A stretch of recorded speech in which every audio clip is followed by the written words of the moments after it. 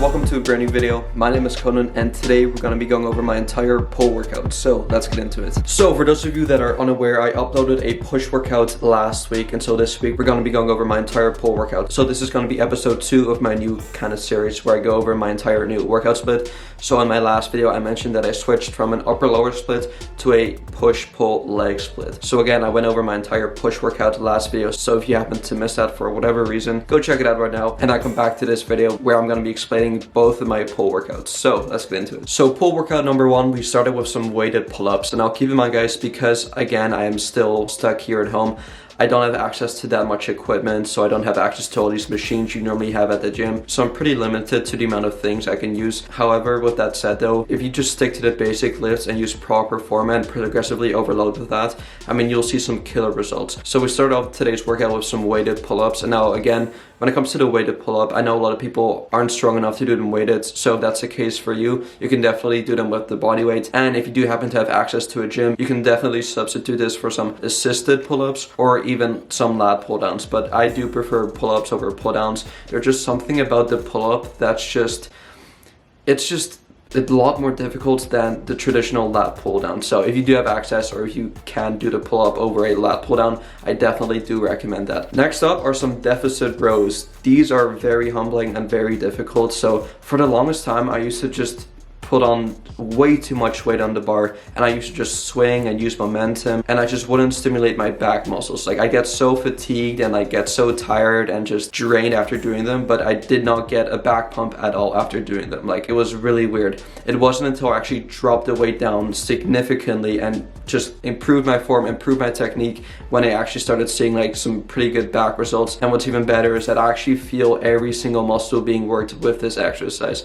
So if that's the case for you, I definitely do recommend to drop the weight, leave your ego at the door, like literally just leave it there. Don't bring it with you in the gym. Don't try to impress other people. Like, I've again tried to go into the gym trying to impress other people, but honestly no one cares. I honestly find it a lot more impressive if you can do an exercise with like a super deep range of motion and super good form over someone else that's like swinging and using weight. Like, that's just my opinion, but definitely you do get a much better stimulus if you just use proper technique and proper form. So when it comes to the deficit row, it is different from a traditional row because you get a much deeper stretch at the bottom and you get a much better squeeze as well. So the range of motion is a lot better as well, which means you activate a lot more muscle fibers, which is why I prefer this over the traditional row. And now I do use straps for this exercise because I want my back to be the limiting factor, because with any rowing movements, your forearms are very much involved if you don't use straps, and your forearms typically tend to fatigue a lot quicker than your back actually does. So if you're not already, I definitely do recommend using straps. So we mainly hit the lats and the rhomboids from the pull-ups and the rows. Now we moved on to some rear delt flies, and now I prefer doing my rear delts on my back day and not on my push day, even though they are part of your shoulder. Because they're the back of your shoulder, I like doing them on my back day. It just seems to make more sense. So I think rear delts are absolutely so underrated. A lot of people tend to skip out on them or don't hit them, when in reality it is one of the most aesthetic parts of your shoulders. And then we actually supersetted these with some shrugs. And now again, these target your traps, which again I like to do on my back day because it's still technically part of the back of your muscles. So this superset was absolutely killer here. So we did 3 sets each, going for about 15 to 20 reps here. And now lastly, to finish out the arms, we did the traditional barbell curl. This should just be like your staple bread and butter exercise for the biceps. I mean, it's such a simple exercise, and I definitely think you should do it as well. So we did these for 3 sets of about 8 to 12 reps, and then we followed them by some seated hammer curls. I like doing these type of curls seated because again, like I mentioned in my last video, whenever you're sitting down, pretty much takes all the momentum and swinging out of the movement. So if you do notice that you tend to swing a lot or use a lot of momentum, I definitely do recommend doing them seated because it's pretty much impossible to swing when you're sitting down. So that's the entire pull workout number 1. Now before we get into pull workout number 2, I actually have a very special delivery sitting at my front door right now, so we're gonna go downstairs and check it out.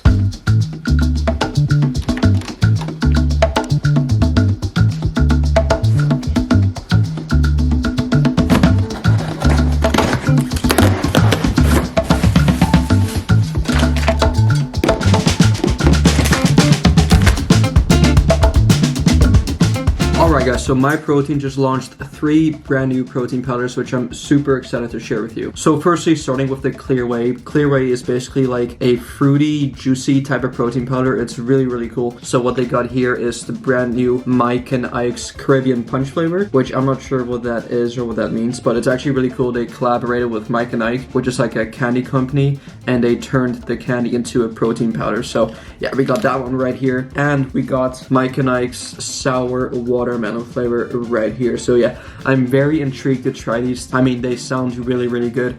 Macros on each of them are 90 calories, 0 grams of fat, 2 grams of carbs, and 20 grams of protein, which honestly you cannot beat. So yeah, those are the Clear Whey isolates. And then when it comes to the normal, I guess, whey milky type of protein powder, they launched their brand new, what is this called? Cinnamon cereal flavor. So this should pretty much be like a cinnamon toast crunch type of protein powder, which again, I'm so excited to try all of these out. So what we're gonna do now is we're gonna put them to the test. I got 3 glasses right here, 1 of each flavor, and we're gonna give them to my little brother Cruz and see what he thinks of them. Alright guys, the moment of truth. We're gonna try out the brand new protein powders, and right next to me I got my brother Cruz. He's blindfolded, so we got 3 different flavors. I'm gonna give him 3 different kinds, and he's gonna guess what flavor it is. Okay, so first flavor, here we go.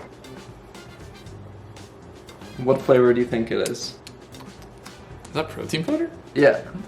Yeah. Pre-workout. I know. It's crazy. It's one of their, okay, I'll give you a hint. It's one of their fruity flavors. Yeah, it tastes obviously. Fruity. Is it like mixed berry or something? Kind of. Can you guess what color it is? Probably pink or red. Okay, well, should I unfold you so you can see, or should we keep going? We'll just keep going. Okay, we'll keep going. I'll let you know how far or how close you were. It tasted like a berry. Berry. Okay, here we go. Here's the second flavor. This one's a bit more thick. Tastes like coconut. Coconuts? Oh, I didn't rate the other one out of 10. Oh wait, what was the other one? Probably like a 7. This one. Alright, that was a 7. So firstly, guess what flavor you think this is, and then rate it out of 10. This is easily a coconut. 100%. And then I don't really like coconut that much, probably like a 6. 6, okay, wow, okay. I wouldn't drink a lot of that. Okay, well here we got the last one. Oh, it smells like watermelon. I don't like watermelon. Oh, you don't like watermelon? Not like watermelon flavored things. Ooh, that tastes like Jolly Ranchers. What? Like the watermelon one. Okay, so, you did guess the flavor. What would you rate it out of 10? Like a 4. Okay, well, considering that you don't like watermelon, but pretend like you liked watermelon. Okay, what would then you give it would probably be like an 8. Okay, that's not bad. Okay, so the first, yeah. You can, I guess, unfold. So this was the first one. Oh, like blue raspberry, I'm assuming? No, it was Caribbean Punch. Okay, this one's the best one so far. Yeah, so I guess that's like a fruit punchy flavor, I'm assuming. I've never had this flavor before either, so I don't know. Okay, you were the second one, you were very off. I thought this one was easy. This was the cinnamon cereal flavor. That tastes like and you said coconut. It was coconut. It tastes like coconut. It even smells like cinnamon. Let me smell it again. Like, that smells like cinnamon. Oh, it does. And how would you taste coconut? Or maybe now it tastes like cinnamon, that you know it's cinnamon. No, It still tastes like coconut? It smells like coconut or like almond milk. Okay, that's really weird. Oh, no, I don't know. I'm getting coconut. It kind of tastes like coconut, actually. Now that you say it, but I mean, it's supposed to be cinnamon. And then the last one was, I mean, yeah, you guessed it, it was the watermelon. Yeah, not a fan. So yeah, the best one you would probably say is that one, the Yeah. Caribbean Punch. All right, cool, Cruz. Thanks for joining me. Let's get back into the video. Alright, now that that's out of the way, let's get into pull workouts number 2. Alright, so for pull workout number 2, we again started with some pull-ups. This time, instead of doing them weighted with a wider grip, today we used a different grip, so we used a neutral grip, and we did them with our body weight. So the reason I did them body weight over doing them weighted is because in today's workout, I mainly just want to go for a bit more reps. So whereas last workout, we went a bit higher in weight and lower in reps, today we want to go a bit lighter in weight and higher in reps. So today we did some neutral grip pull-ups, doing 3 sets of, anywhere between 20 and 10. So again, depending on how strong you are and your experience level, these can either be very, very easy for you or very, very hard. But considering that the rep range is pretty broad, so again, 10 to 20, you do have a lot of wiggle room. So again, 3 hard sets of 10 to 20. And then our rowing movement for today was some single arm rows. I actually got this exercise from John Meadows, and I thought to myself, well, considering I don't have access to super heavy dumbbells and I do want to target my back unilaterally, which again, again means just one side at a time. So again, instead of doing normal traditional rows where both hands are on the barbell, doing them unilateral means you're doing one side at a time. And it's actually really good to do unilateral work, not just for your back, but for all exercises, because it basically prevents any muscle imbalances. Because if you use a strict barbell all the time, you pretty much can't address any muscle imbalances because it's one strict movement. Whereas if you use unilateral work or like dumbbells or stuff like that, where you do each side one at a time, you can actually prevent any muscle imbalances because you get to strengthen each side independently. So again, we did some single arm rows here. These are absolutely great. I honestly really enjoyed these. Like the stretch you get on them is absolutely insane. So I got a full stretch on my lats and then a full squeeze at the top. I do think your mind muscle connection is absolutely crucial when it comes to training your back, because not only can you not see your back, it is just very important to just feel your muscles being worked. Again, not just for your back, for all muscle groups, but specifically for your back, because you can't really see it. It's on your back, obviously you can't see your back unless you have a mirror, but let's just pretend like there's no mirror. I do really think that really having a strong mind muscle connection is crucial. So after we've done those single arm rows, we did some dumbbell pullovers. And now this is another very old school classic back exercise. I actually haven't done this exercise in a really long time, and when I do this exercise, I usually just do like cable pullovers. But honestly, these dumbbell pullovers were absolutely insane. I think I got this exercise from John Meadows again, which again, you're an absolute legend, rest in peace.